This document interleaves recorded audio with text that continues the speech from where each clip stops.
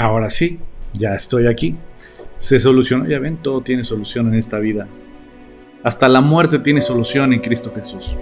Pues muy buenas noches a todos ustedes, espero que se encuentren muy bien. Me da mucho gusto poder estar con ustedes esta noche y poder juntos estar compartiendo la palabra.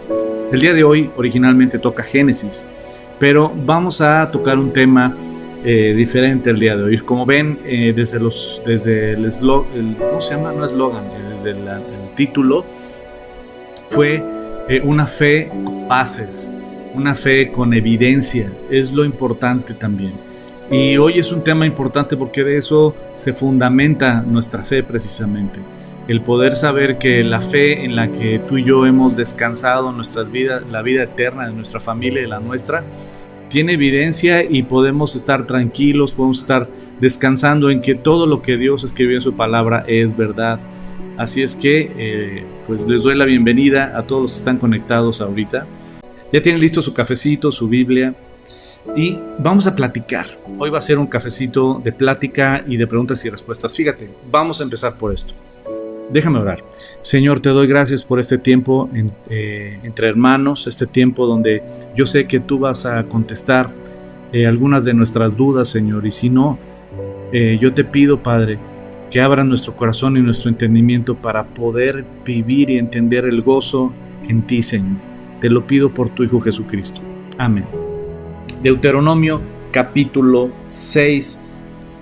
Vamos a Deuteronomio capítulo 6. Deuteronomio capítulo 6. Es un capítulo maravilloso, es uno de los capítulos más famosos que se oran siempre en cualquier sinagoga. El famoso Shema de Israel. El versículo 4 y 5. Esta es la frase sagrada del pueblo judío hasta la fecha, que siempre en cada Shabbat en las sinagogas se repite el Shema Israel, Adonai Eloheinu, Adonai Echad, que es la frase sagrada, precisamente citando lo que es Deuteronomio 6, versículo 4. Dice: oye Israel, Jehová nuestro Dios, Jehová uno es. Y el versículo 5 es el mandato, el mandamiento más importante.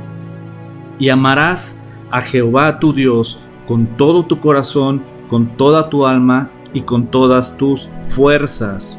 Y estarán sobre tu corazón y la repetirás a tus hijos, etcétera, ¿no? Y este mismo mandamiento está en... Ahorita les digo.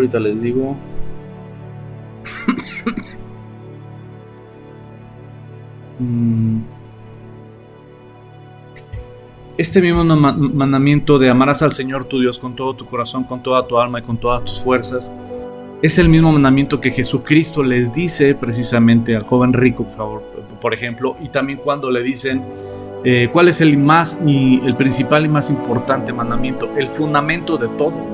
El fundamento de nuestra fe es amarás al Señor tu Dios con todo tu corazón, con toda tu alma, y también dice la palabra y con toda tu mente. Tu corazón nunca se va a gozar en algo que tu mente rechaza. Entonces, algo muy importante que podemos entender y vivir precisamente es esto, que muchas veces, yo no sé si tú eres mamá o papá y en alguna ocasión tal vez tu hijo o tu hija enfermaron de emergencia y tuviste que llevarlas al doctor de emergencia y de repente te dicen la tengo que operar ahorita. Y cuando te dicen esas palabras como papá o como mamá, que te dicen tengo que operar a tu hija de emergencia o a tu hijo de emergencia ahorita, lo primero que entra en ti es un shock, ¿no? Así de, ¿cómo? Si estaba bien hace unas horas, ¿no? Pero todo puede ser repentino. Y aquí el punto importante es, ¿qué vas a hacer antes de que le metan cuchillo a tu hija o a tu hijo?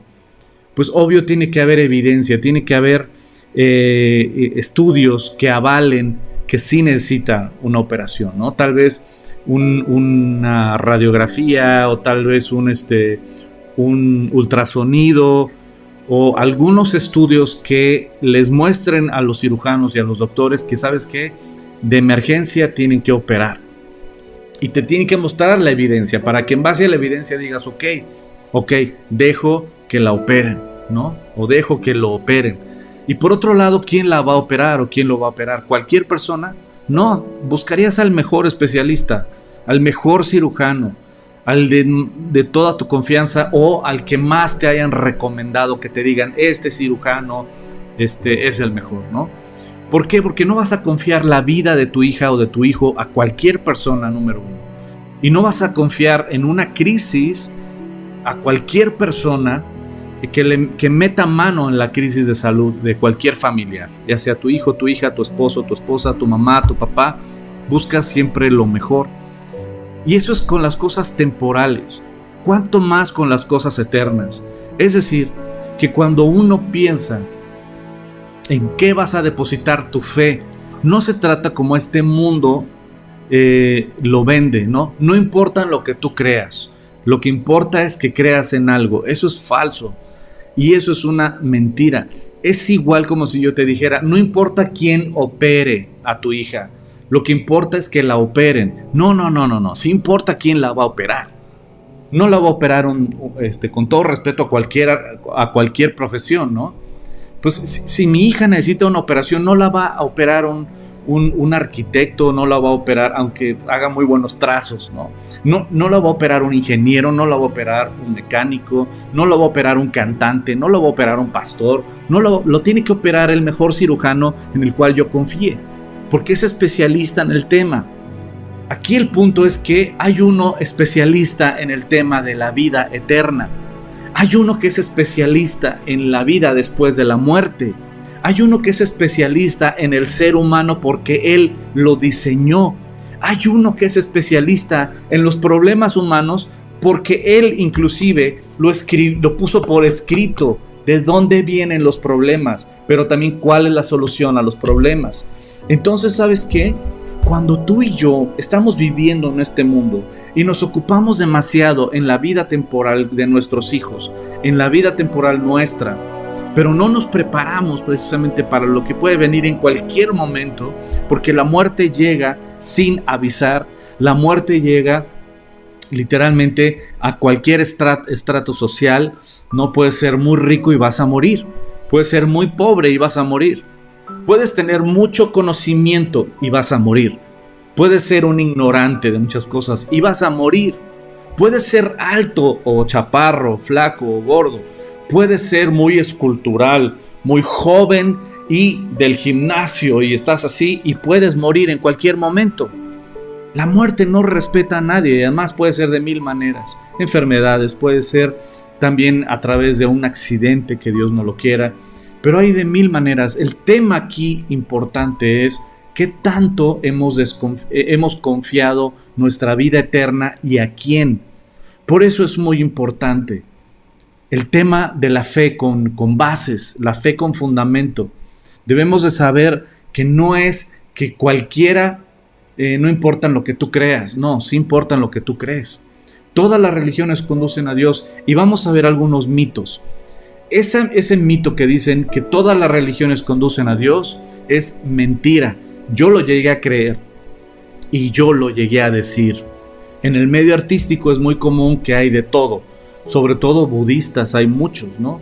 Del hinduismo también, de los que ya son más clavados, se van a la India a buscarse a sí mismos y a buscar la paz interior. Y igual los que se van a Japón, a los templos budistas, a tratar de encontrar la paz interior y el equilibrio, ¿no? El yin y el yang. Y también aquellos que nos íbamos a la bohemia, ¿no? A las peñas, a escuchar canto nuevo, poesía, para buscar la paz interior y encontrarme conmigo mismo. Y ¿sabes qué? Uno podría decir, todos los caminos conducen a Dios. Eso es mentira. Sería un Dios completamente contradictorio, sería un Dios completamente ilógico.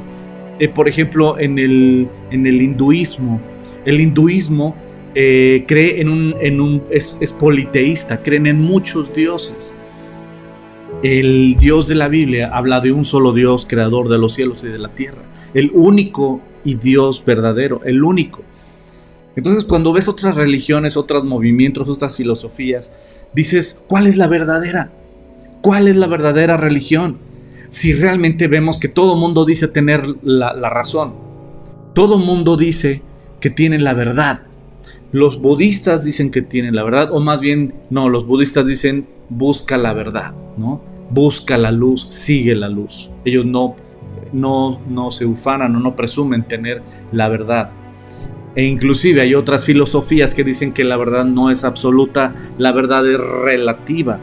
Y para esos relativistas yo les pregunto, si la verdad es absoluta, si la verdad no es absoluta, la verdad es relativa, ¿esa declaración es un absoluto o también esa declaración es un relativo? Para que veas las contradicciones en las que llega a caer cuando alguien quiere negar lo contundente de lo que Dios enseña realmente. Pero yo andaba ahí. Yo andaba en búsqueda porque había algo que no llenaba, algo que me faltaba. Yo cumplía con lo que me pedía mi religión, yo cumplía con lo que me pedía mi sociedad, yo cumplía y trataba de cumplir. Y sin embargo siempre había un vacío, siempre había un hueco, siempre había una necesidad de ganarme algo. Entonces, cuando andas buscando ganarte algo y tratar de buscar esa palomita de un Dios invisible al cual escuchas, ¿cómo se llama? Que platican, que te enseñan, etc. Pero yo necesitaba el llenar ese vacío, el entender mi fe, el creer que mi fe no es tú cree y no preguntes. No, pregunta, cuestiona, porque solo así vas a tener convicción. Entonces, cuando yo empecé precisamente en todo este camino y empecé a cuestionar, si yo voy a creer en Dios, yo empecé desde antes, si yo voy a creer en Dios, debo de tener bases, debo de tener evidencia de que Dios existe, porque a mí y como a todos nosotros nos han enseñado que la evolución es ciencia. Entonces, si la evolución está científicamente comprobado, como yo lo decía, por ignorancia, no, sí, es que la evolución está científicamente comprobado y es todo lo contrario. La misma ciencia le corta la cabeza a la falsa teoría de la evolución.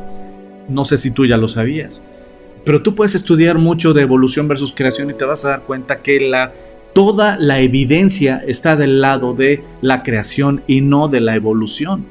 La evidencia. Y hay muchísimo que podríamos hablar y tal vez un día voy a retomar este tema porque es de mis temas que me encantan y siempre sé que podemos contar con gente muy valiosa que puede aportar bastante al tema de evolución versus creación. Tengo un amigo muy amado, aparte de mi querido Iván, que todos mis amigos lo conocen, pero tengo un amigo muy amado que era el tema que nos apasionaba desde que yo empecé a conocer de Cristo, y él me invitaba a congresos de evolución versus creación de toda la evidencia que hay, y es impresionante. Entonces, lo primero es que yo pensaba, ¿quién creó a quién? ¿Dios creó al hombre o el hombre creó a un Dios en base a su necesidad de creer en algo?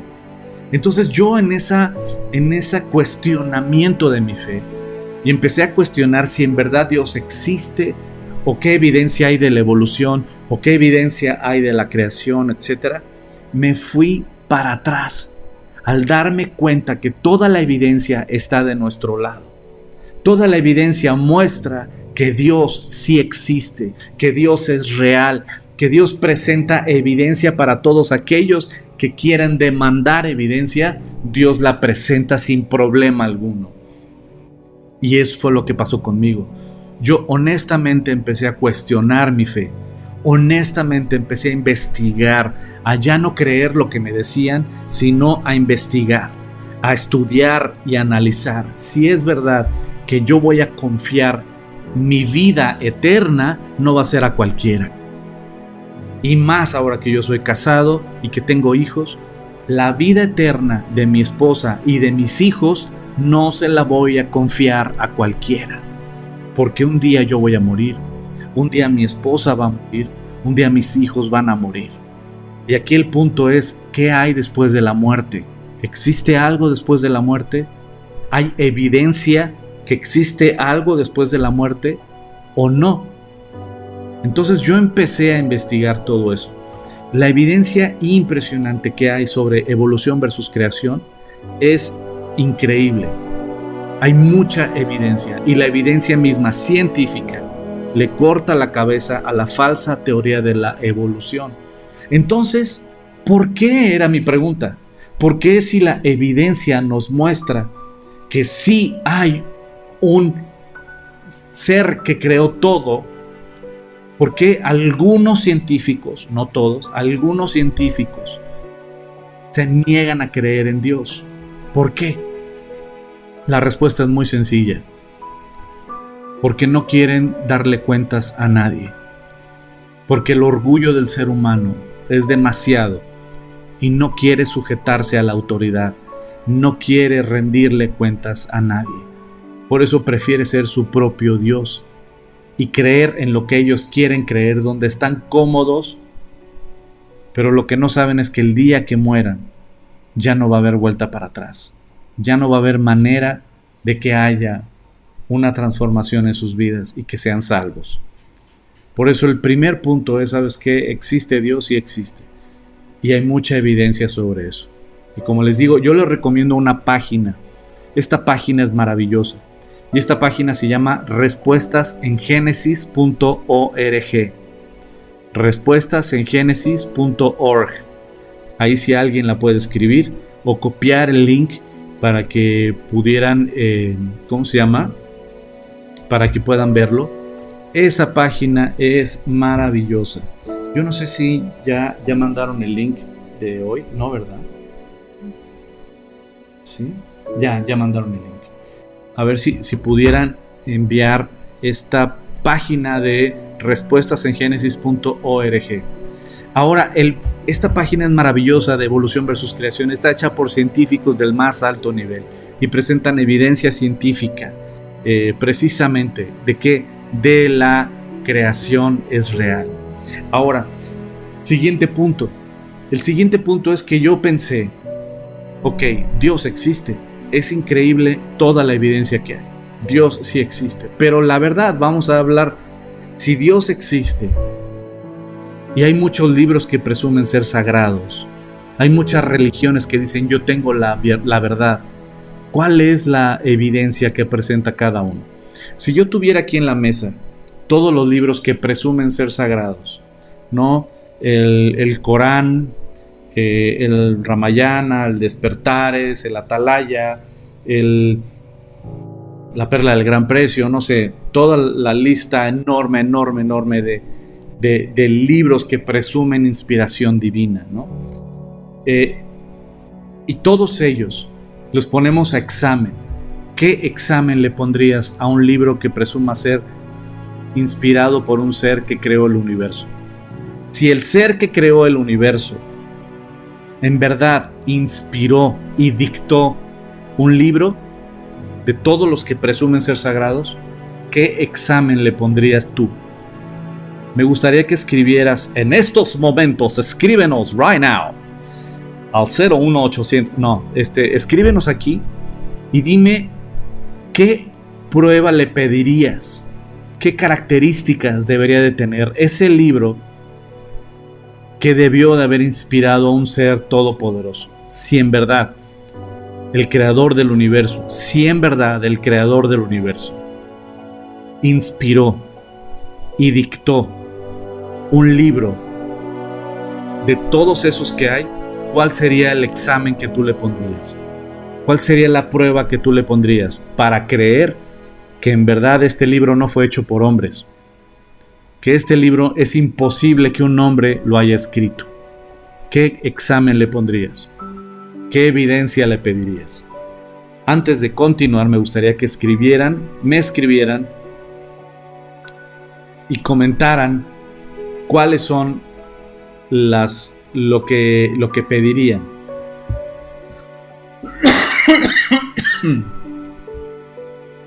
Que el autor resucite, dice Karina.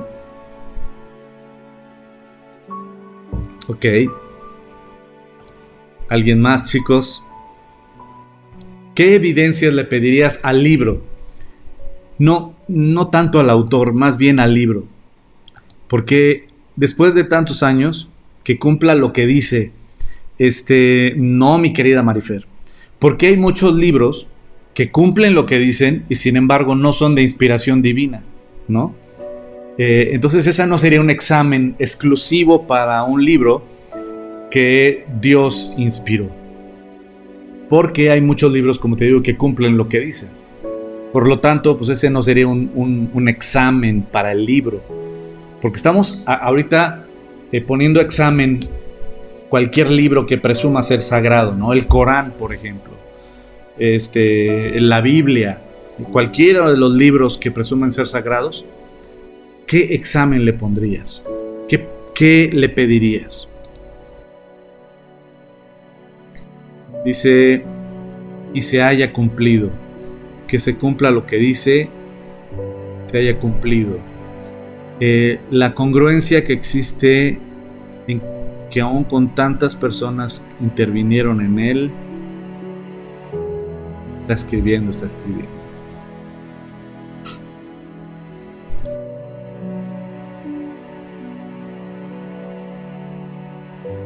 La congruencia que existe en que aún cuando tantas personas intervinieron en él.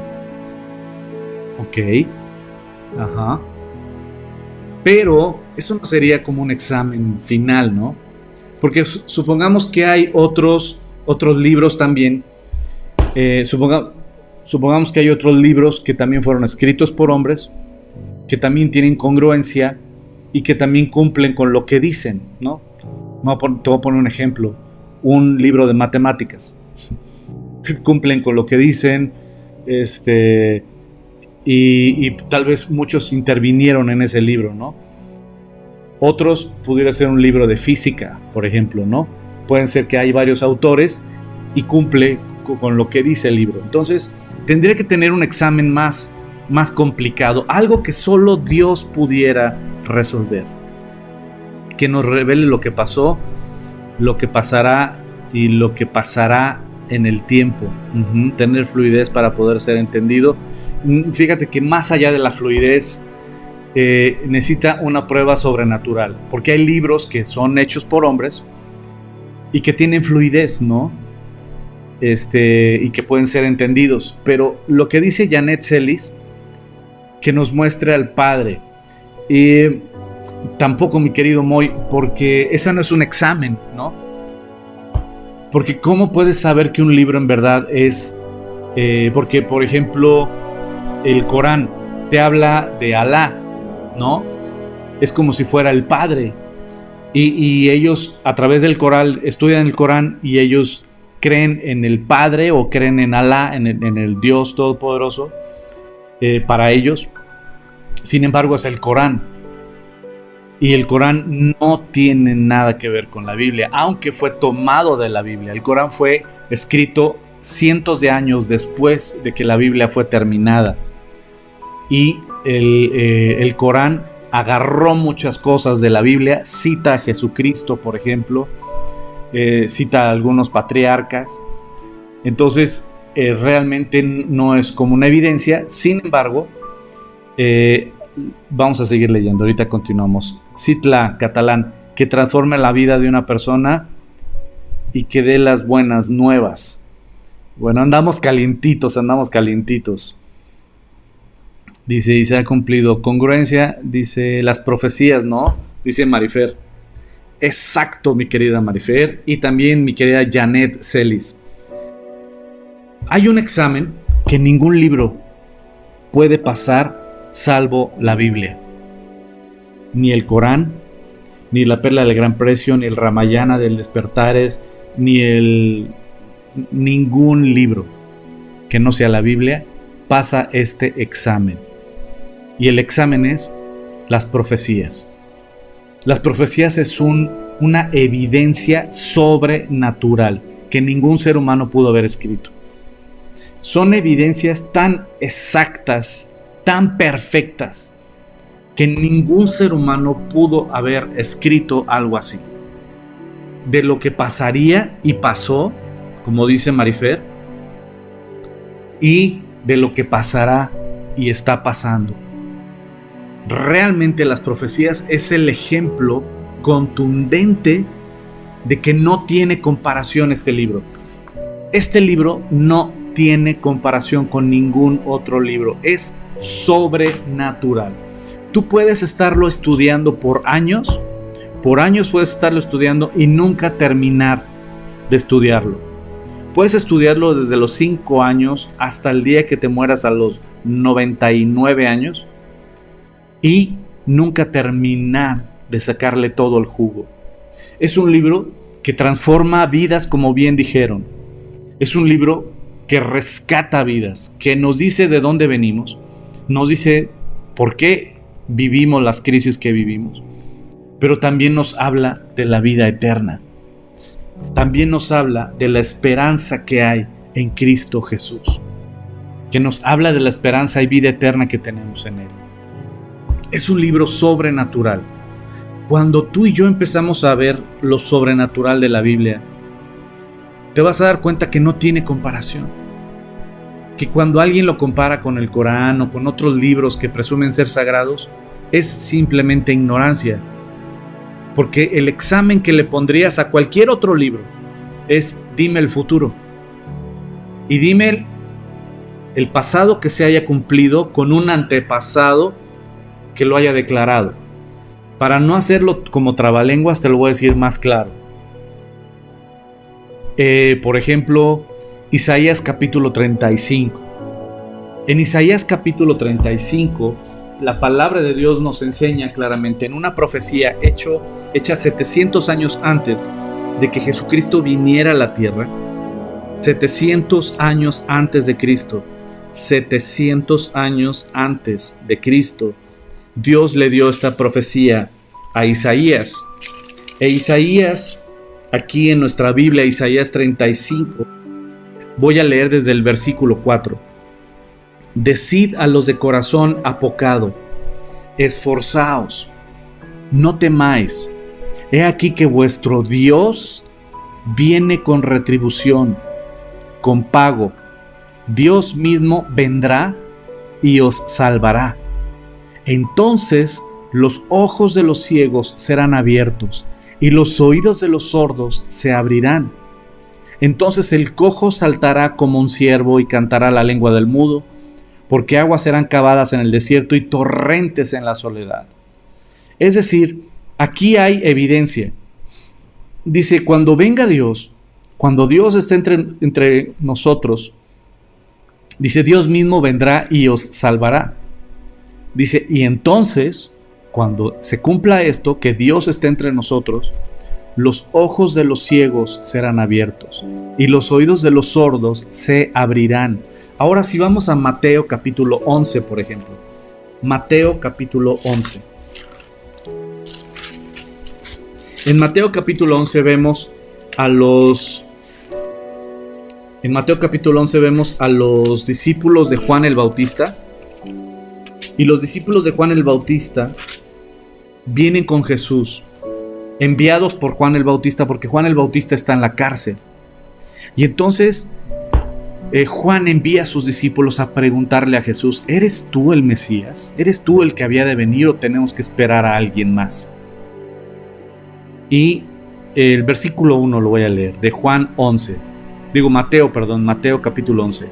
Cuando Jesús terminó de dar instrucciones a sus 12 discípulos, se fue de ahí a enseñar, a predicar a las ciudades de ellos. Y al oír Juan en la cárcel los hechos de Cristo, le envió 2 de sus discípulos para preguntarle, ¿eres tú aquel que había de venir o esperamos a otro? Es decir, las profecías de Isaías se están cumpliendo en ti o tenemos que esperar a otro. Y luego el versículo 4, fíjate lo que Jesucristo les va a contestar. Respondiendo Jesús les dijo, id y haced saber a Juan las cosas que oís y que veis. Es decir, no solo las oyes, hay evidencia visual de lo que les estoy diciendo. Y fíjate lo que le contesta Jesucristo en Mateo capítulo 11, versículo 5. Los ciegos ven, los cojos andan, los leprosos son limpiados, los sordos oyen y los muertos son resucitados, y a los pobres es anunciado las buenas nuevas. Bienaventurado es aquel que no halle tropiezo en mí. ¿Te fijas? ¿Te fijas cómo Jesucristo mismo le contesta que Isaías capítulo 35 se estaba cumpliendo en él? ¿Y qué era lo que dice Isaías 35? Dice precisamente que Dios, cuando viniera, que Dios vendría y ¿qué? Y nos salvaría. Y cuando Dios venga y nos salve, entonces los ojos de los ciegos serán abiertos, la lengua del mudo cantará, etcétera, etcétera. Y es lo mismo que Jesucristo le contesta a los hermanos de Juan. Digo los hermanos, no, a los discípulos de Juan, el Bautista. Y vemos también en Isaías muchas profecías, como la más famosa, yo creo, ¿no? Fue de las primeras que a mí me enseñaron. Isaías 53. En Isaías 53 habla 700 años de Cristo, habla de cómo moriría Jesucristo. La Biblia trae muchas profecías acerca de Jesucristo. ¿Dónde nacería? Nacería en Belén. ¿Se acuerdan cuando vemos en Mateo esta historia de los magos? Estos astrólogos, estos magos que llegan siguiendo la estrella, ¿no? De la famosa estrella de Belén. Van siguiendo esa estrella que los va dirigiendo. Y cuando llegan a Jerusalén, los acoge el rey Herodes. Y el rey Herodes les pregunta, pues, ¿qué hacen por acá en estos lugares tan lejanos, ¿no? Y ellos dicen, pues hemos visto la estrella y nos ha mostrado y nos ha guiado que van a ser el rey de Israel. Entonces Herodes se enoja, pero lo encubre muy bien delante de ellos y manda traer a todos los rabinos y a todos los escribas judíos y les dice dónde va a nacer el Mesías. Y ellos leen las escrituras y dicen, el Mesías tiene que salir de Belén. Ok, ahí mismo ellos saben dónde van a nacer. ¿Y sabes por qué van a nacer el Mesías ahí en Belén? Porque ya estaba escrito. Dios lo puso hasta por escrito. Para que veas que Dios tiene total autoridad y control sobre el presente y sobre el futuro, a tal grado de que hasta lo pone por escrito. Cuando pone por escrito va a pasar esto y esto y esto y esto, es porque Él tiene la autoridad y el control. ¿Qué fue lo que hizo? Que puso por escrito dónde nacería Jesucristo, en Belén. Puso por escrito cómo sufriría el Cristo. Lo puso por escrito. Isaías capítulo 53. Y voy a leerlo desde el versículo 3. Dice, despreciado y desechado entre los hombres, varón de dolores, experimentado en quebranto, y como que escondimos de él el rostro. Fue menospreciado y no lo estimamos. Ciertamente llevó él nuestras enfermedades y sufrió nuestros dolores, y nosotros le tuvimos por azotado, por herido de Dios y abatido. Mas él herido fue por nuestras rebeliones, molido por nuestros pecados, y el castigo de nuestra paz fue sobre él, y por su llaga fuimos nosotros curados. Todos nosotros nos descarriamos como ovejas, cada cual se apartó por su camino, mas Jehová cargó en él el pecado de todos nosotros. Angustiado él y afligido, no abrió su boca. Como cordero fue llevado al matadero, y como oveja delante de sus trasquiladores enmudeció y no abrió su boca. Por cárcel y por juicio fue quitado, y su generación ¿quién la contará? Porque fue cortado de la tierra de los vivientes, y por la rebelión de mi pueblo fue herido, y se dispuso con los impíos su sepultura, mas con los ricos fue en su muerte, aunque nunca hizo maldad ni hubo engaño en su boca. Aquí literalmente está describiendo una parte también muy gráfica. Con los impíos fue en su muerte. ¿Se acuerdan que a Jesucristo lo crucificaron al lado de dos ladrones? Lo crucificaron en medio de dos ladrones. Sin embargo, dice que con los ricos fue en su sepultura. ¿Quién donó su sepulcro para que Jesucristo lo pusieran en esa tumba? ¿Quién fue? Un rico. Es decir, todo lo que Isaías empezó a profetizar sobre el Mesías, todo se cumplió al pie de la letra. 700 años antes de que Jesucristo naciera, fue escrito. Si tú lees el Salmo 22, por ejemplo, el Salmo 22 también es un salmo mesiánico, que habla de cómo iban a ser perforados sus manos y sus pies, cómo iban a echar suertes por su ropa, y todo aconteció en Jesucristo. Estamos hablando de que 700 años de Cristo se profetizó y se cumplió al pie de la letra en Jesucristo. Todo. ¿Dónde nacería? ¿Cómo moriría? ¿Cómo lo torturarían? ¿Cómo le darían la espalda? ¿Cómo se llama? Reposaría su cuerpo en una tumba de ricos. O sea, cada detalle fue escrito con antelación. Esa evidencia sobrenatural. Y así hay N cantidad de evidencias que te vas para atrás.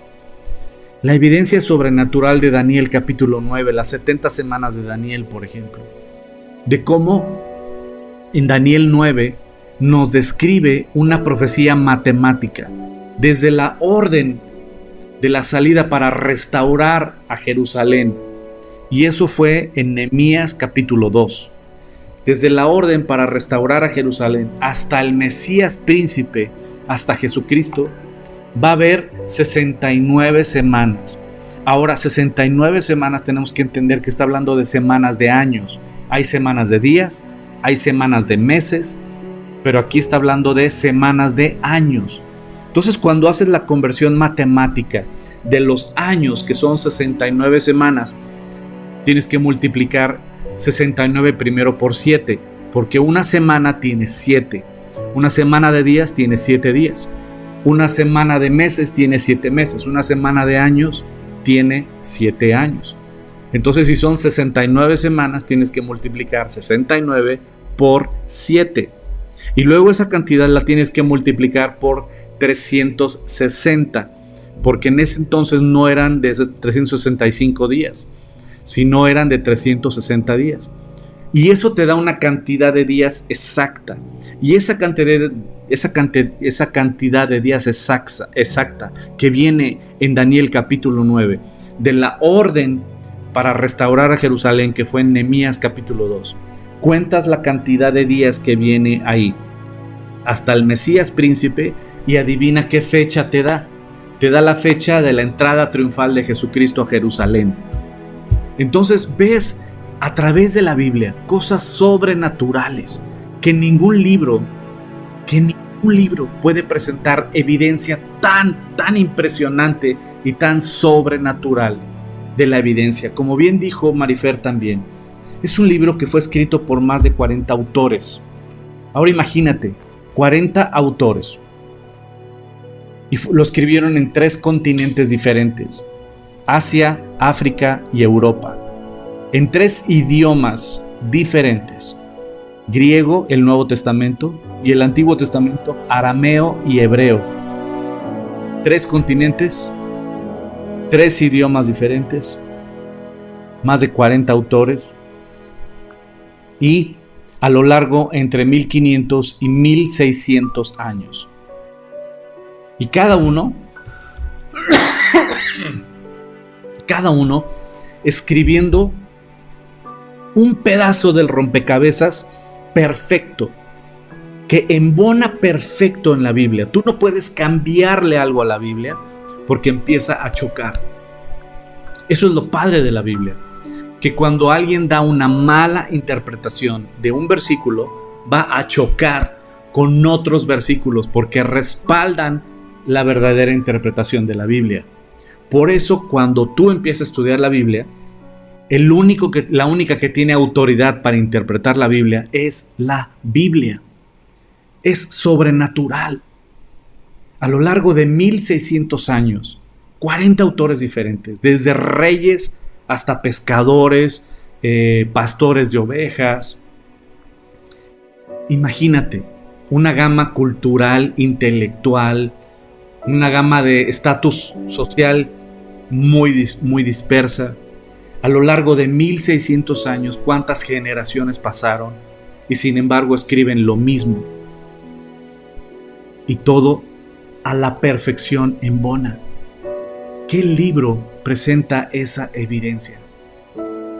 La Biblia, para empezar, tenemos que entender que la palabra Biblia significa libros. Es del vocablo griego biblos. Y la palabra biblos significa libros. Es decir, la Biblia es una recopilación de cartas y libros escritos en diferentes continentes, por diferentes personas, de diferentes estratos sociales, de diferente estrato intelectual y cultural, como un rey o un pescador muy diferente, en generaciones sumamente diferentes a lo largo de 1600 años. Quiero que pienses algo. Imagínate si en nuestra época hay temas polémicos dentro de las mismas iglesias, que si hay que usar o no falda o pantalón las mujeres, que si el hombre se debe de dejar el cabello corto o largo, que si la batería o no, que si hay tantos temas que dentro de las mismas iglesias debaten y que no se ponen de acuerdo. Y mira que somos mexicanos, somos latinoamericanos y somos contemporáneos y somos cristianos y leemos la misma Biblia, y aún así hay diferencias. Ahora imagínate cuántas generaciones y qué diferentes son las generaciones de forma de pensar de una generación a otra. ¿Cómo pensarían tus abuelos o cómo pensaban tus abuelos sobre el tema de el matrimonio, sobre el tema del sexo, sobre el tema de la administración financiera en un hogar? Tus abuelos al día de hoy, o tus bisabuelos. Y eso que no son tantos años de diferencia. Estamos hablando de tal vez 100 años de diferencia. Ahora imagínate 1600 años de diferencia. ¿Cuántas generaciones son? Y sin embargo piensan igual, escriben igual, dicen lo mismo. Diferentes historias, diferentes libros, diferentes continentes, diferentes personas, escribiendo un pedazo, una parte que embona a la perfección desde Génesis hasta Apocalipsis. Un mismo mensaje en toda la Biblia. Un mismo mensaje. Y eso es algo maravilloso, es algo sobrenatural. Ningún libro que presuma ser sagrado te presenta evidencia tan contundente. Ahora, si yo te digo esta noche, ¿sabes qué? Tenemos evidencia para descansar en Dios. Tenemos evidencia para confiar en la Biblia. Tenemos evidencia para confiar en lo que está escrito aquí. Puedes descansar.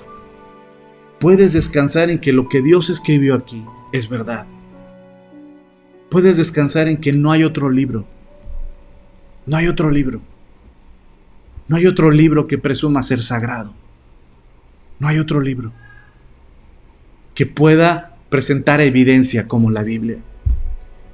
Cuando la pones a prueba y a comparación y les pones el examen sobrenatural, el Corán truena.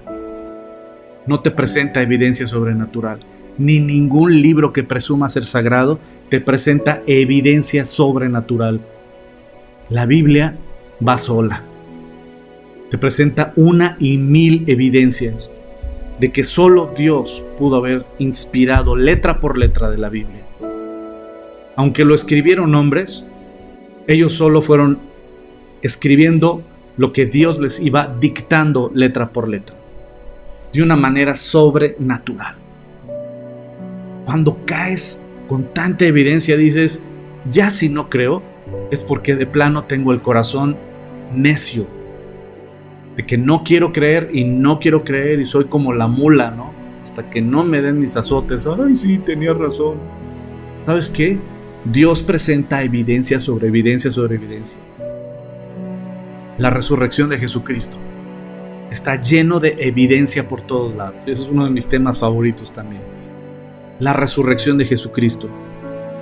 Hay mucha evidencia. Te recomiendo una película que se llama El caso de Cristo. Es una muy buena película que habla sobre la evidencia de la resurrección de Jesucristo. El caso de Cristo. Evidencia, evidencia, evidencia. Escritural, histórica, geográfica. Todo lo que Dios escribió aquí lo puedes corroborar históricamente.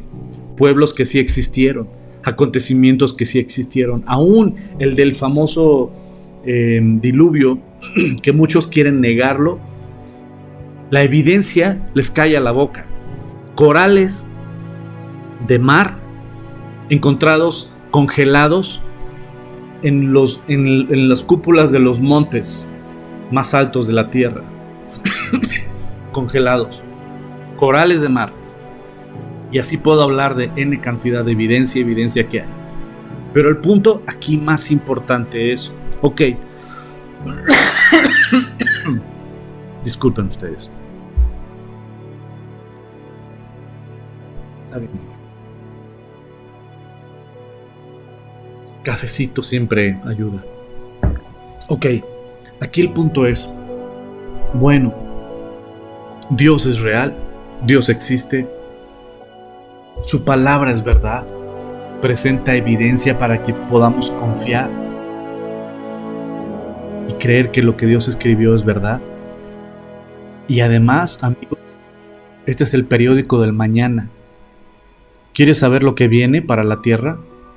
¿Quieres saber cómo se va a cambiar las cosas políticamente? La Biblia te lo enseña. Sí, va a haber una unidad global.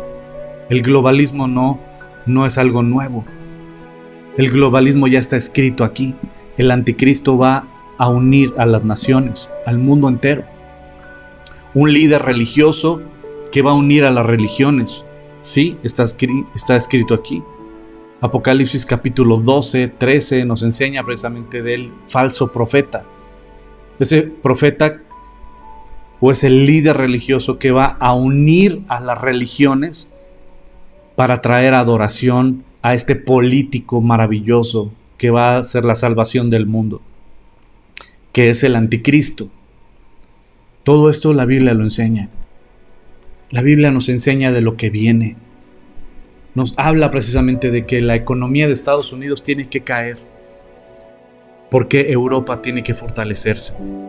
Porque según Daniel capítulo 9, nos habla de Europa, nos habla de Roma.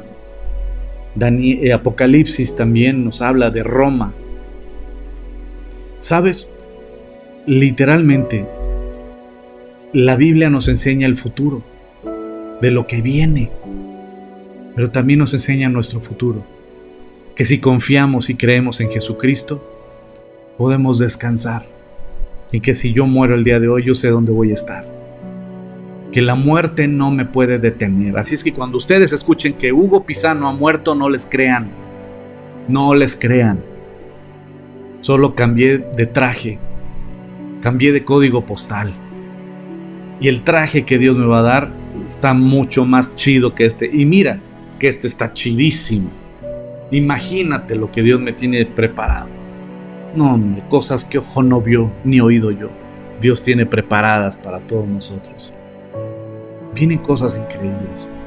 Pero aquí el punto más importante, querida familia, es que yo quiero que, bueno, ok, mi fe puede descansar en que tenemos bases, que tenemos evidencia, que puedas dormir tranquilo, tranquila, de que el creador del universo te ama, de que el creador del universo está en control, a tal grado que hasta lo pone por escrito el futuro,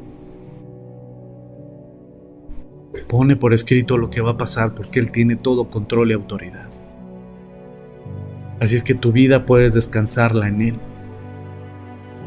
tu trabajo, tu salud, tu vida, descánsala en el Hijo de Dios. Si nunca le has entregado tu vida, entrégasela. No esperes, entrégale tu vida a Jesucristo. No sabes cuándo vas a partir, no sabes cuándo va a ser tu último día, y tal vez no vuelvas a tener otra oportunidad. Hoy entrégale tu vida. Podrás decirme, bueno, pues es que ¿cuál es la religión verdadera? Ya entendí que la Biblia, pero hay muchas religiones que presumen obedecer la Biblia, ¿no? Los mormones tienen la Biblia, los católicos tienen la Biblia, los cristianos tienen la Biblia, los testigos de Jehová tienen la Biblia. Entonces, ¿cuál es la verdadera religión? Quiero hacerte una pregunta. Tú has oído hablar de Noé, el que construyó el arca. ¿Qué religión tenía Noé? Porque de que tenía una relación buenísima con Dios, la tenía, al grado de que Dios castigó a todo el mundo, el planeta entero, y decidió empezar de nuevo, desde cero, con Noé, porque dice la Biblia que Noé era su amigo, que le era agradable ante sus ojos. Y esto lo vamos a estudiar aquí próximamente. Entonces, ¿qué religión tenía Noé? Y me gustaría que ahorita, yo sé que ya tal vez me colgué, pero quiero preguntarte y me gustaría que escribieras aquí, ponlo por escrito. ¿Qué religión tenía Noé? ¿Qué religión tenía Abraham, el patriarca, el padre de Isaac, el abuelo de Jacob? Aquel que la Biblia le llama que era el amigo de Dios. El amigo de Dios. ¿Qué religión tenía Abraham, el patriarca, para que Dios lo haya llamado mi amigo? ¿Qué religión tenía Abraham? ¿Qué religión tenía Enoc, como lo estudiamos aquí en Génesis?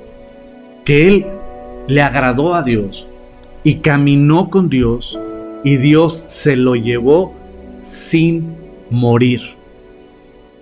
Sin morir. Él no vio la muerte. Sin morir, así vivo, caminó con Dios y Dios se lo llevó. Vivo. Nunca vio la muerte. ¿Qué religión tenía Enoc? ¿Qué religión tenía Isaías? Para que haya sido un instrumento de Dios para profetizar sobre el Mesías 700 años antes. ¿Qué religión tenía Jeremías? Para ser el profeta de Dios que le hablaba a un pueblo de oídos necios. ¿Qué religión tenía? ¿Qué religión tenía Pedro, Juan o Jacobo para que Jesucristo se haya fijado en ellos y los haya hecho sus discípulos? ¿Qué religión tenía el apóstol Pablo para que Dios lo haya llamado a ser el predicador más importante del Nuevo Testamento? ¿Qué religión tenía el apóstol Pablo? Y así puedo seguir y seguir, pero me gustaría leer sus respuestas.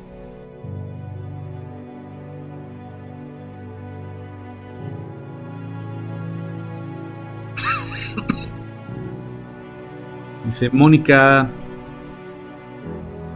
mi querido Moy, dice, hay mucha evidencia científica, Dios es real y su palabra es verdadera. Así es, amigo.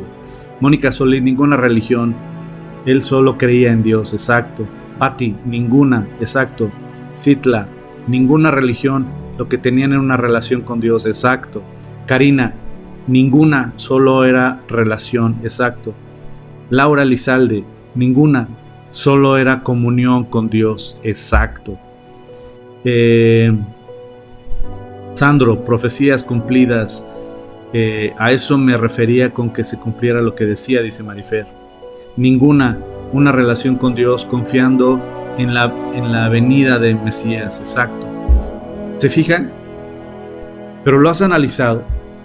Por eso cuando alguien me pregunta, pues, ¿cuál es la religión verdadera? No existe religión verdadera. Las religiones las creamos los hombres. Dios creó la relación. Y Dios lo que Él quiere es una relación con nosotros. Y la evidencia está en las Escrituras.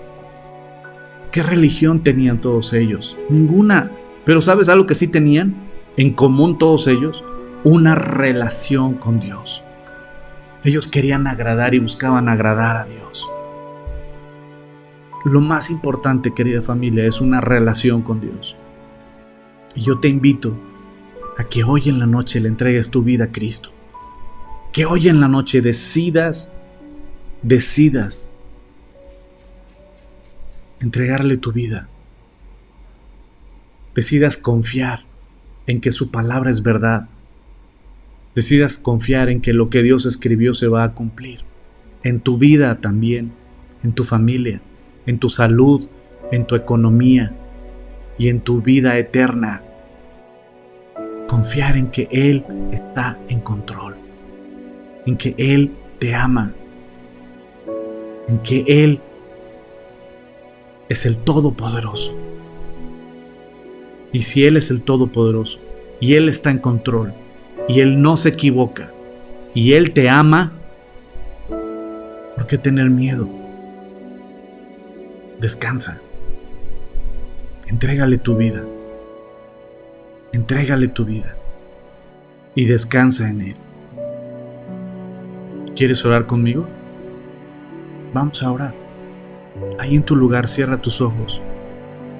Y como siempre les digo, ¿qué importan los que están a un lado? ¿Qué importa el que está atrás, adelante, en medio? ¿Qué importa? Lo que importa es que el Señor está ahí contigo. Y Él te ama. Y ahí en tu lugar, dile: Señor, te entrego mi vida. Ayúdame a descansar en ti. Yo creo en ti, Señor. Yo creo en ti, Señor. Te entrego mi vida, mi corazón, todo mi ser. Lo pongo a tus pies. Te suplico, Señor, que me rescates. Rescátame, Señor. Ayúdame a conocerte más y más. Yo te entrego mi vida y te doy gracias por salvarme, por perdonarme. Te pido que tú mandes en mi vida, que seas el Señor de mi vida. Y yo me pongo bajo tus pies, Señor. Tú dirige mis pasos, Señor. Y lléname con tu Espíritu Santo, Señor. Te lo pido, Señor. Yo creo en ti y en tu Hijo Jesucristo y su sacrificio por mí en esa cruz. Amén. Amén. Ay, pues así fue esta noche, queridos amigos y familia. Este fue un estudio diferente, especial. Cualquier duda que tengas sobre la Biblia, escríbenos y con todo gusto te puedo ampliar la duda. Ay, sí, no, intentaré responderla. Y si hay gente que lamentablemente no cree en la Biblia, así es, mi querido Carlos Cárdenas, por lo que es necesario demostrar a través de algunas profecías que esté registrada o cumplida en libros seculares. Se podrían usar las profecías de Daniel, o sea, no usar la misma Biblia para comprobar la veracidad de la Biblia, sino profecías cumplidas en la historia, como cuando Israel fue nuevamente un país. También puede ser, porque fíjate que las profecías que están escritas se ven claramente cumplidas en la historia. Entonces tú puedes utilizar la historia y las escrituras para mostrar la evidencia sobrenatural, ¿no? Cuando en Daniel, por ejemplo, habla de los 4 reinos que vienen después de Babilonia, también es algo que es histórico. También cómo se iba a dividir Grecia y cómo ¿cómo se llama? Alejandro Magno, ¿sí? Iba a dividir en generales, o sea, todo eso que viene en Daniel, en las profecías de Daniel, literalmente es parte de nuestra historia. Y aparte puedes hablarles del futuro también, con toda tranquilidad y seguridad. Sí, se van a unir todas las naciones. Sí, el globalismo, el de ahorita es nada. Se van a unir todas las naciones. Y va a haber un líder para todo el mundo. Y van a haber 10 reinos, 10 naciones que van a estar ahí literalmente apoyando a este gran líder. Y va a haber un líder religioso que va a estar encabezando la unión de las religiones con la bandera del amor, ¿no? Con la bandera del amor va a unir a las religiones, pero van a quitar a Jesucristo, porque Jesucristo ya es ponerle nombre y apellido, ¿no? A la palabra Dios. Pero para que no se ofendan los mormones, los testigos de Jehová, los budistas, los hinduistas, pues vamos a no hablar de Jesús, solo vamos a hablar de Dios como el Dios universal. y ahí va a empezar a unir a las religiones, a las filosofías, y esto va a ser el falso profeta, el que va a trabajar de la mano con el anticristo. Y podemos hablar de la economía, de cómo literalmente la economía de Estados Unidos tiene que desplomarse y la economía de Europa tiene que crecer. Y va a crecer, ¿por qué? Pues por el anticristo. El anticristo va a lograr todo esto. Y con seguridad les puedes decir, el día de hoy tienen el tercer templo, los judíos, no. ¿Y se puede construir al día de hoy? No. ¿Por qué? Pues porque parte del territorio es árabe. Y los musulmanes no van a ceder para que los judíos construyan su templo. Pues déjame decirte algo, con toda seguridad te lo digo, el anticristo va a lograr un pacto de paz y les va a reconstruir el templo a los judíos. Y los judíos van a tener su templo al lado del domo de la roca que está en Jerusalén. Y van a llamarle a esa área los descendientes de Abraham, porque tanto árabes como judíos son descendientes de Abraham. Entonces es la familia abrámica, ¿no? Entonces vemos literalmente todo esto que se va a cumplir. Se va a cumplir y podemos hablar de profecías ya cumplidas y podemos hablar de profecías que se van a cumplir. Así es que podemos tú y yo descansar en las escrituras, que lo que Dios escribió es real, que lo que Dios puso por escrito es verdadero. Y así como toda esta historia o hechos históricos son verdaderos, su resurrección es verdadera y la resurrección de todo aquel que cree en Él es verdadera. Por lo tanto, la muerte no nos puede retener, porque Cristo Jesús nos da vida eterna y perdón de pecados, y nos da libertad a todos los que fuimos cautivos del pecado. Así es que todo lo que Dios escribió en su palabra es verdadero. Créelo y descansa en Él. Queridos amigos y familia, que la gracia y la misericordia de Dios los acompañe. Dice Janet Quiroz, fue de gran bendición. Muchas gracias. ¿Qué pasa con los libros apócrifos que la Biblia cristiana no tiene? Fíjate que los libros apócrifos de los cuales la Biblia, y fíjate que ese es otro, ¿cómo se llama? No otro estudio, se me fue la palabra. Es otro mito. Porque a veces decimos la Biblia cristiana, la Biblia católica, la Biblia no. Y a veces uno de los mitos que hay es que, si me permiten unos minutos más para contestar esta pregunta que es importante. Uno de los mitos que dicen es que la Biblia tiene religión. La Biblia cristiana, la Biblia católica, etcétera, ¿no? Y no, efectivamente, la Biblia no tiene religión. Lo que hay son diferentes traducciones. Y hay unas traducciones que incluyeron los libros que se le llaman apócrifos. La palabra apócrifo es como escondidos. Entonces, se incluyeron unos libros y la Biblia que nosotros usamos, como es la Reina Valera, la NBI, la de Jerusalén, ¿cómo se llama? La de Jerusalén la usa la Iglesia Católica, al igual que la latinoamericana y ediciones paulinas. Pero, por ejemplo, nosotros tenemos la Reina Valera, tenemos la Biblia de las Américas, tenemos la NBI, tenemos varias Biblias, que son traducciones, no diferentes Biblias. La Biblia es una, lo que hay son diferentes traducciones. Ahora, de estas traducciones que usa la Iglesia Católica, como la latinoamericana, la de Jerusalén, las ediciones paulinas, por citar nada más 3, incluyeron en el Antiguo Testamento, incluyeron libros que se le llaman apócrifos. Estos libros que se le llaman apócrifos fueron incluidos muchos años después. Ahora, hay una traducción de los originales hebreo y arameo del Antiguo Testamento. Hubo una traducción que se hizo al griego, se llama la Septuaginta. La Septuaginta fue esta traducción del hebreo y del arameo al griego, es decir, todo nuestro Antiguo Testamento, que está en hebreo y arameo, lo tradujeron al griego. Y esta traducción al griego de la Septuaginta, hubo algunos escritos de la Septuaginta que sí incluyeron los libros que le llaman apócrifos. Otros no los incluyeron. También, por ejemplo, cuando se hizo la primera traducción al latín, la Vulgata latina, también incluyeron estos libros que les llaman apócrifos. Ahora, ¿qué onda? ¿Son o no de inspiración divina? Lo que yo te puedo decir es que la Biblia que nosotros tenemos, el Antiguo Testamento que nosotros tenemos, es el mismo testamento, o más bien la misma Biblia de los judíos.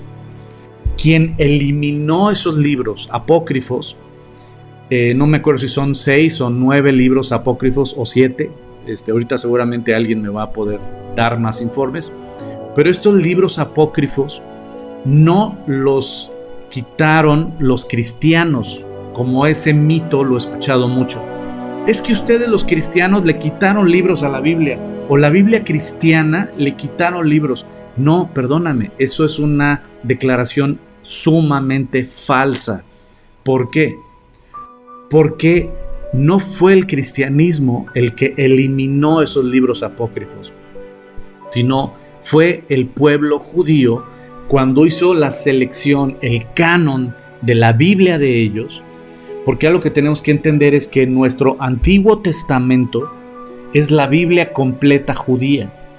Si a un judío le pides su Biblia, te va a dar el Tanaj, como ellos le llaman, y el Tanaj o la Biblia judía es lo que para nosotros es el Antiguo Testamento.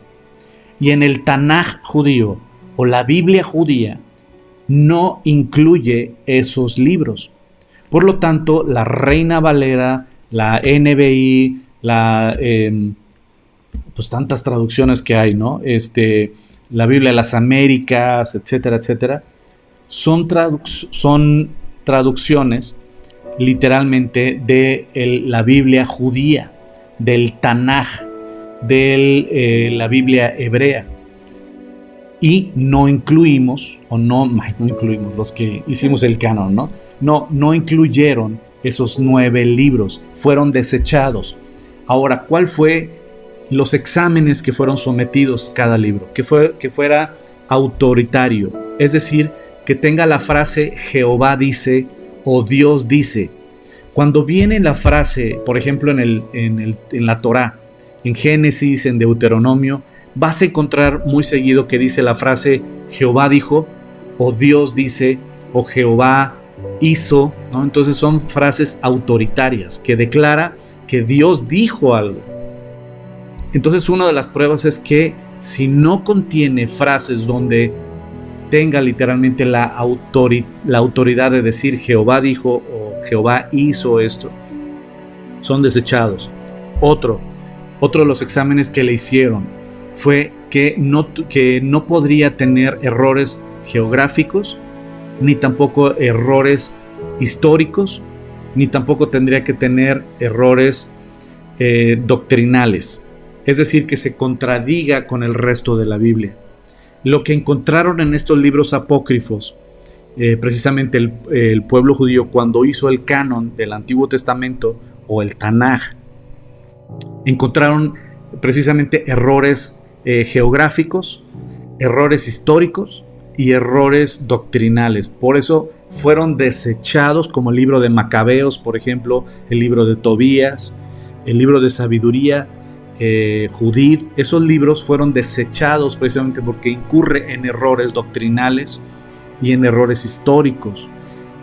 Sin embargo, por ejemplo, el libro de Macabeos es un libro que el pueblo judío sí toma en cuenta, no como inspiración divina, pero sí como un libro histórico, como si tú y yo leyéramos la historia de por ejemplo, de la guerra francesa. A ver, ayúdame, ¿no? Por ejemplo, si estudiáramos sobre la Revolución Mexicana, ¿no? Algo de nosotros, como si encontráramos nuestros escritos o estudiáramos sobre la Revolución Mexicana, acontecimientos, personajes históricos de la Revolución Mexicana, o la independencia de México, sobre Josefa Ortiz de Domínguez, ¿no? Etcétera, de cómo ella fue encerrada para que no diera aviso al cura Hidalgo, y toda esa historia que tenemos de la independencia de México. Así el pueblo judío toma el libro de Macabeos, no como inspiración divina, pero sí como un libro histórico para ellos. Entonces, en el tema precisamente de los libros deuterocanónicos o los libros apócrifos, son precisamente eso, que fue el pueblo judío los que le hicieron los exámenes a todos los escritos, y solo fueron los que pasaron esos exámenes, ese canon que le llaman el canon bíblico, fueron los que nosotros tenemos en la Biblia, que es la misma que es el Tanaj para el pueblo judío. Posteriormente, en la traducción al griego, fue que se incluyeron esos libros por algunas copias, y posteriormente en la Vulgata Latina también incluyeron esos libros, pero no estaban en el canon original hebreo, en el Tanaj. Entonces, cuando alguien dice que los cristianos le quitaron esos libros, es ignorancia, es falso, porque el cristianismo ni existía todavía. Jesucristo todavía no nacía cuando ya se había hecho el canon del Antiguo Testamento. Perdón que me haya colgado en darte la respuesta. Dices, no, ya no lo voy a preguntar, si no se va a aventar otra media hora. Pero espero no haberte hecho bolas. Son 7 libros apócrifos, dice. Muchas gracias, mi querido Henry. Qué estudio tan más interesante y de mucha bendición, pastor. Muchas gracias, qué bueno que sí. Esos temas son súper interesantes, dice Samuel. Un abrazote, mi querido Samuel. Y dice Mónica Solís, a compartir este gran mensaje, que Dios es bueno, que está hablando. Así es. Muchas gracias, pastor. Un abrazote, mi querida Moni. Les mando un abrazo a los dos. ¿Quién se supone que hizo, dice Carlita de la C, quién se supone que hizo los libros apócrifos entonces? Estos libros no los creó Dios. Me refiero a que no son de su mensaje. No se consideran de inspiración divina, como ahorita lo comento. No están de inspiración divina, no se comentan ni se toman como inspiración divina. Sin embargo, se toman como de inspiración humana, escribiendo acontecimientos históricos. Como ahorita les comenté lo de doña Josefa Ortiz de Domínguez. ¿Cómo sabemos que doña Josefa Ortiz de Domínguez, cuando se enteró que ya los habían descubierto este plan de independencia, ella iba a mandar el mensaje? Sin embargo, la encerraron en su habitación y no la dejaban salir para que no diera aviso al cura Hidalgo, y entonces ella tuvo que mandar una carta por debajo de la puerta, y salió el mensajero con el cura Hidalgo, y toda esta historia que conocemos muy bien de la independencia de nuestro país, ¿de dónde salió? Pues literalmente es parte de nuestra historia. Historiadores fueron recopilando toda esa información, y es por eso que la tenemos. Pero de eso, por ejemplo, a que los libros deuterocanónicos o apócrifos sean considerados de inspiración divina, no. Sin embargo, son libros históricos. En lo personal, yo leí el de Macabeos y me confrontó enormemente. Aunque es un libro histórico, es un libro maravilloso, es un libro fuerte, es un libro que te confronta. Como ya lo estudiamos anteriormente, el tema de los Macabeos es un tema fuerte, y es un tema que nos confronta, de cómo, a qué grado estaban dispuestos a dar su vida por su Dios, y a qué grados estaban dispuestos a no contaminarse con tal de agradar a su Dios. Entonces, tampoco son de fuchi, no, son libros históricos, pero de eso a ser de inspiración divina, eso es diferente. Y se los repito, no fue el cristianismo. Cristo todavía ni nacía cuando esos libros ya habían sido desechados como de inspiración divina. Sin embargo, sí son tomados como libros históricos. Dice mi querido Rogelio, mi querido doctor Silva y Lichita, les mando un beso, un beso bien tronado, un beso de baba y un abrazo de oso con todo cariño. Las religiones y las denominaciones nos separan, Jesucristo nos une, así es. Entiendo pues que esos libros no fueron escritos la inspiración divina. Así es, mi querida Carlita. Oigan, pues ahora sí me colgué, discúlpenme. Tener una relación y fe, dice AM. Así es. Así es. Pues chicos, Gracias por aguantar todo este tiempo. Ahora sí que nos aventamos larga la tirada, Estuvo largo el estudio. Pero pues gracias por su atención esta noche, por habernos acompañado para estar estudiando juntos las Escrituras, y que confíes en que lo que Dios escribió es verdad y se va a cumplir y se está cumpliendo. Y las promesas que Dios puso en su palabra para tu vida y para tu familia se van a cumplir. Créelas, créele a Dios y descansa en Dios. Que Dios te bendiga. Y primero Dios, nos vemos. Les recordamos que ya regresamos a la iglesia presencial. Nos vemos el día sábado. Tenemos servicio a las 11 de la mañana o el domingo a las 11 de la mañana. Nos vemos en la iglesia. Que Dios los bendiga.